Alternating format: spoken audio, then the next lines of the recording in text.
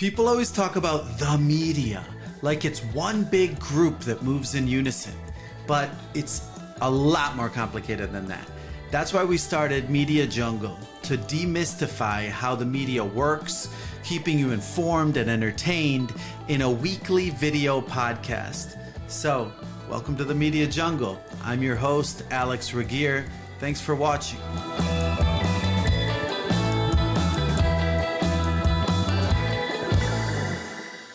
The last story we're going to talk about subscriptions. We have Twitter Blue launched from Twitter. We also have reports that Instagram's going to launch a subscription.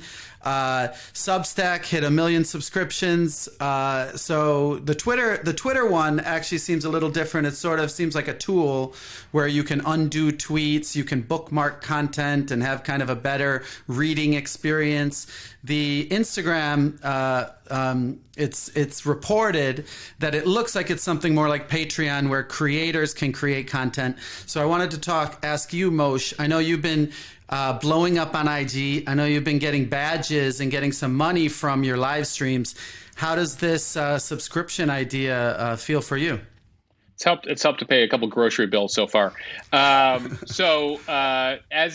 both a consultant, but also as an Instagram creator, I think this is exciting news. I think this is a reaction to a few things. And by the way, I should note as well that I have a Patreon page for supporters, because I haven't been able to, as a creator, monetize on Instagram. You know, Instagram has been monetizable for people selling merch. And so, you know, if you're a clothing brand, if you're a makeup brand, it's much more monetizable. If you're more of you do music, you do art, you do news, you do journalism, it's been more challenging. So you've had to seek out alternatives to Instagram. So this is Instagram playing catch up, like everybody in what's their new name? Meta and Meta Inc. does. You know, Instagram followed Snap to get stories. Instagram copied TikTok to do Reels. Instagram then looks over there and they're like, we could buy, in a couple of years ago, we would have bought Patreon, but given the environment right now, we probably shouldn't be acquiring any more companies. So let's just mimic them and create, you know, a walled area for, you know, to help compensate some of our creators. So as a creator, I think it's a positive thing. It certainly keeps me on the platform longer than I would have, right? Because I would have eventually sought alternatives to monetize. And you know, I've been dabbling with badges, which is effectively gives followers the ability to compensate you a few dollars during a Instagram live. I know musicians who are doing that, poets who are doing that. So the subscription level now gives you the ability to create permanent walled content and be compensated, and not just in the live. So I think that's positive. The Twitter thing, bottom line for me, is these were necessary upgrades they should have made years ago. But now you're paying for the upgrades that you probably should have had on Twitter. Yeah. Brian, what do you think? Is this a new model? I mean, I think it's the latest in this trend away from one of the original sins of the internet, which is like everything has to be free. And that was premised on advertising making up the entirety, really, of business models. And the idea was, because the internet is an open architecture, anyone can publish, and you'll be able to amass larger audiences than you would at lower costs through analog means. And so you'll be able to monetize through advertising. And advertising was the default business model, really stretching back to Web 1.0 and then Web 2.0.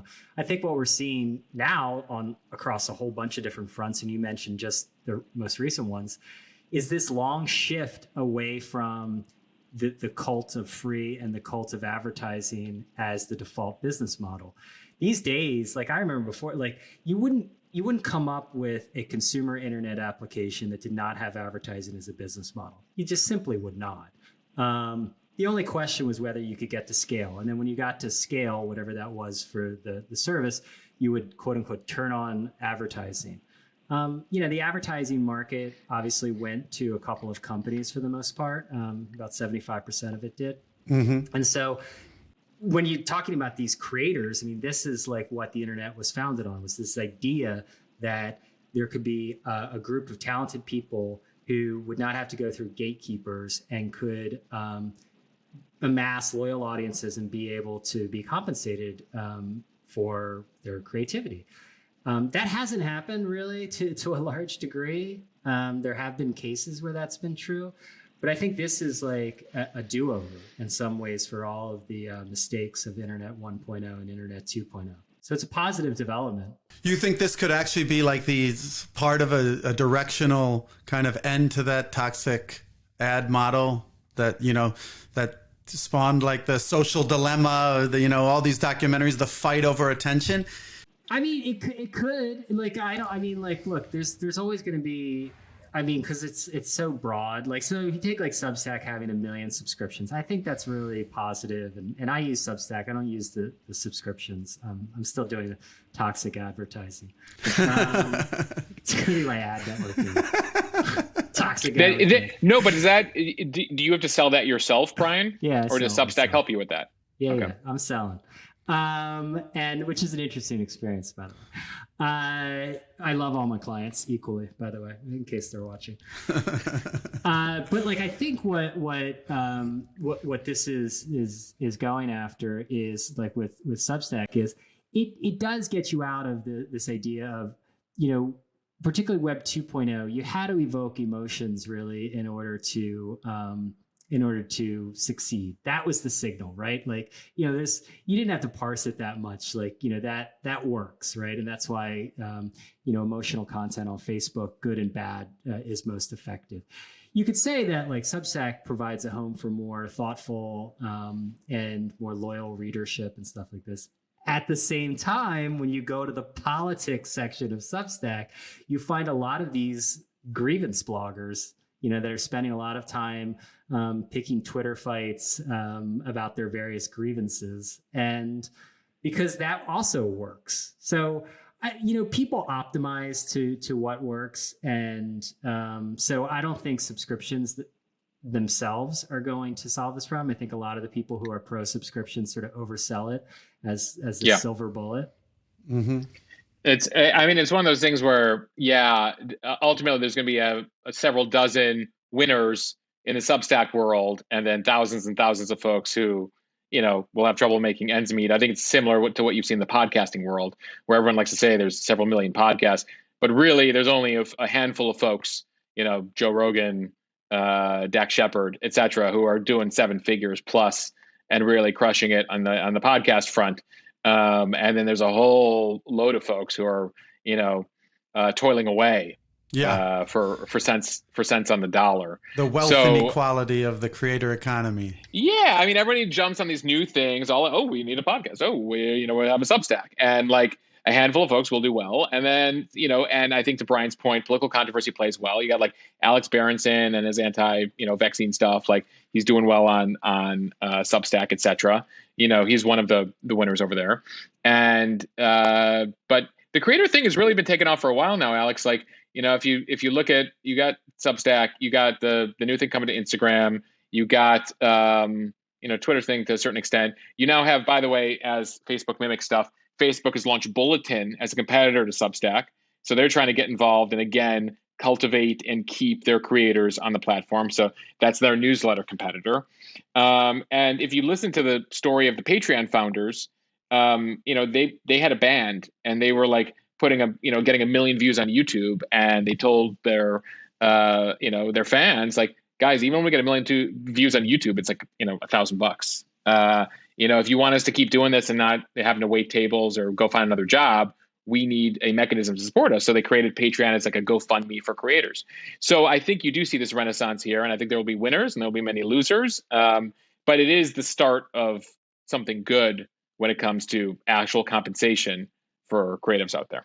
Yeah, and I think it can play a part in fixing a lot of bad business models, both for publishing and beyond. I know, like, I use have you ever used Public, the stock trading app?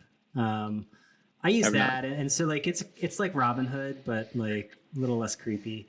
And instead of payment for order flow, which is how Robinhood makes most of its money, which is they take your trades and they sell them to some hedge fund to front run you. Okay.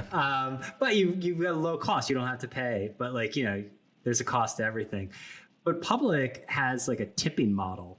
And so like after you like, make your trade, like you can tip and stuff. I think it's really interesting because the tipping economy is massive. Like, and people are like, oh, it's just tipping. It's like, I don't know the figures, but like, tipping is like a massive multi-billion-dollar industry when you think about it. So I think there's different ways, and I think what's good is that subscriptions and direct payments is not just a one-size-fits-all model. There's a lot of different ways to, if you're creating value, to extract value directly and indirectly. And I think that's the important thing, because you've got to have a business model that fits your editorial model. Like, and by the way, you've seen this with OnlyFans, you see this with Cameo, you see this with a whole bunch of stuff.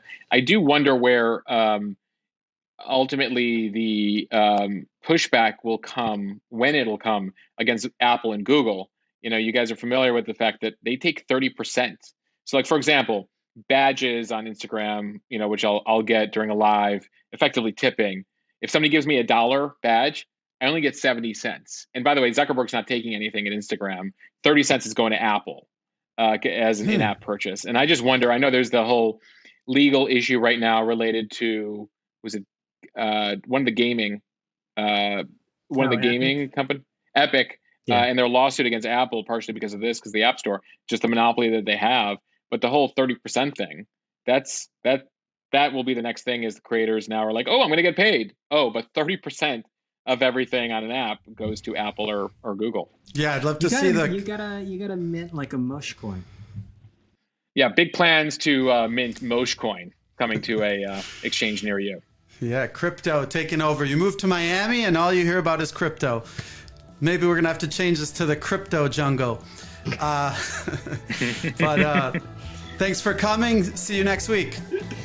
Wow, you made it to the end of the video. So amazing. We'd love it if you could like and subscribe so the YouTube algorithm will show this video to more people. Click here for the next clip in this episode, and here for our most recent clip.